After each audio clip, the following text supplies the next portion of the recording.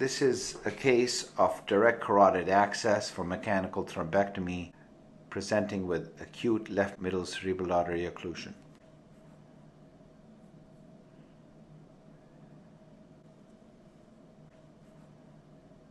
The 76-year-old female presented to the emergency room with acute right hemiparesis and facial droop. The patient previously had been seen for transient ischemic attacks. The patient's exam was right-sided severe hemiparesis and neglect with an NIH of 24. CT perfusion suggested a large area at risk within the left middle cerebral artery territory with preserved volume and reduced flow. CTA revealed what appeared to be an early MCA bifurcation with distal superior trunk occlusion versus the distal MCA with an enlarged anterior temporal artery. There was severe tortuosity of the aorta, as noted in this picture, with a second severely critical angulated loop in the proximal internal carotid artery. Given the fact that this was not accessible through multiple different strategies, we used ultrasound-guided assistance to directly catheterize percutaneously the left carotid artery. Micropuncture needle was placed and microwire was advanced, confirming on angiography luminal position. Thereafter, we placed a small 6 French radial arterial sheath directly over micropuncture system into the left internal carotid artery. Once this was in place, we went with a triaxial system. As you can see, a microwire, which is Synchro 2, a velocity microcatheter, and 014 wire over a 6 French reperfusion system.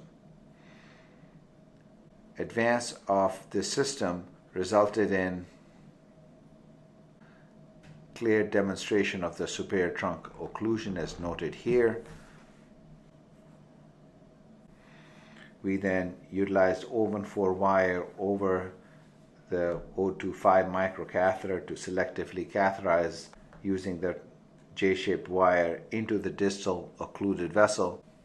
The lesion was crossed with the microcatheter and the wire was removed while the aspiration 6 French catheter was advanced into place into the superior trunk.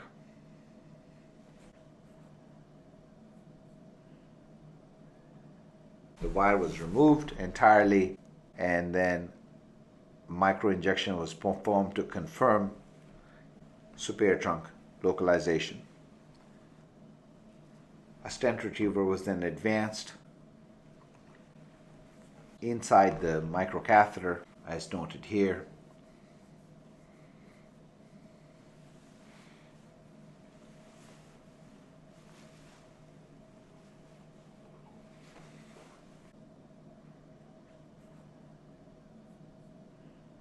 The stent retriever was unsheathed in place.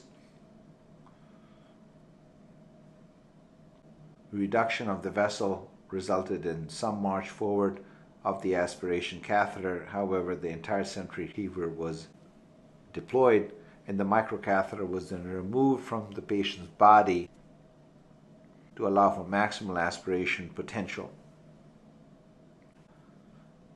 At this point, under aspiration, after leaving the stent retriever in place for approximately 2 to 3 minutes, suction was applied directly to the balloon guide as well as to the aspiration catheter, and aspiration was removed, resulting in opening of the vessel. However, there was still persistent occlusion noted in more distal segment of the superior M2 trunk.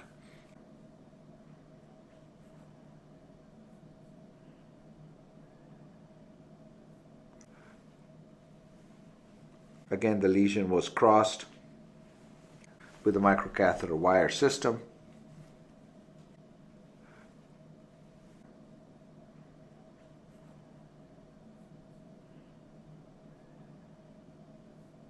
The wire was advanced and the microcatheter was positioned in place.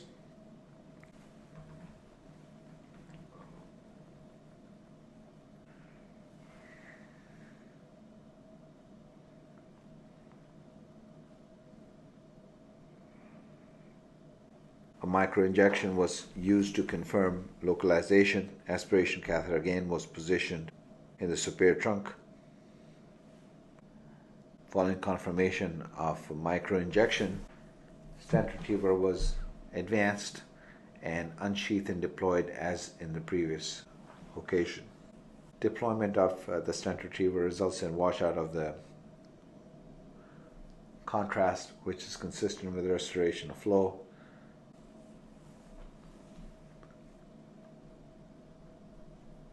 The stent retriever was then carefully removed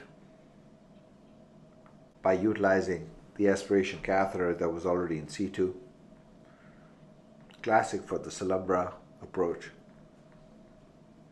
Final angiogram revealed complete revascularization with at least a minimum 2C versus sticky 3 score with essentially normal perfusion times. Here is the final angiogram showing preservation of the left internal carotid artery. CTA was normal post-procedure. NIH at discharge was 1.